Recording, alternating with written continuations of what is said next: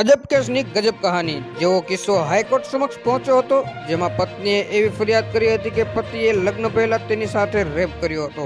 પત્નીએ એવો દાવો કર્યો હતો કે તે લગ્ન પહેલા પતિ એના ઘરે આવતો હતો અને બળજબરીથી શારીરિક સંબંધ બાંધતો હતો, જે તે સમયે સગીર વયની હતી. તેથી તેણે પતિ વિરુદ્ધ આઈપીસીની ધારા 376 ઉપરાંત પોક્સોના કાયદા હેઠળ ફરિયાદ કરી હતી. બીજી તરફ લગ્ન બાદ માનસિક અને શારીરિક ત્રાસ ઉપરાંત દહેજની માંગણી સાસરિયા દ્વારા કરવામાં આવતી હોવાથી આઈપીસીની ધારા 498 એની ફરિયાદ પણ કરી હતી. જોકે કેસના તથ્યો, એફઆઈઆર અને આરોપી પક્ષની રજૂઆતને રેકર્ડ પર લેતા હાઈકોર્ટની પત્નીએ કાનૂની પ્રક્રિયાનો દુરુપયોગ કર્યો હોવાનું અવલોકન કરી સાસરિયાઓની સામે એફઆઈઆર રદ કરવાનો હુકમ કર્યો છે. આ કેસમાં બનાસકાંઠાના મહિલા પોલીસ સ્ટેશનમાં પત્ની દ્વારા પતિ સહિતના સાસરિયાઓ વિરુદ્ધ એફઆઈઆર નોંધવામાં આવી છે. જે એફઆઈઆર રદ કરવામાં તેમણે હાઈકોર્ટમાં કોશિંગ પિટિશન કરી હતી. જે પિટિશનમાં પત્નીએ પતિ વિરુદ્ધની ફરિયાદ નહીં ચલાવવાનું કહેતા હાઈકોર્ટ તેનું નામ દૂર કર્યું હતું, પરંતુ સાસરિયા વિરુદ્ધની કાર્યવાહી ચાલુ રાખવા માંગતી હોવાથી તેમનો કેસ ચાલ્યો હતો.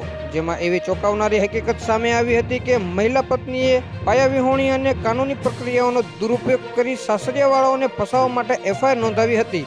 તેથી હાઈકોર્ટે નોંધ્યું હતું કે બદઇરાદ સાથે તેથી ફોજદારી કાર્યવાહીને પ્રોત્સાહન નહીં આપવાની બંધારણીય કોર્ટની ફરજ બને છે. પ્રસ્તુત કેસમાં ફરિયાદી મહિલાએ અરજદારને ફસાવવા માટે કાનૂની પ્રક્રિયાઓને સતત દુરુપયોગ કર્યો હોવાની બાબતે કોર્ટ માને છે અને તેથી આ ફરિયાદ રદ કરાવવાનો આદેશ કરવામાં આવે છે. પળેપળની અપડેટ મેળવવા માટે અમારી ચેનલને લાઇક કરો, સબસ્ક્રાઇબ કરો અને બાજુનું બેલ આઇકન પ્રેસ કરો, જેથી કરી અમારા દરેક વિડીયોની નોટિફિકેશન આપને મળતી રહે.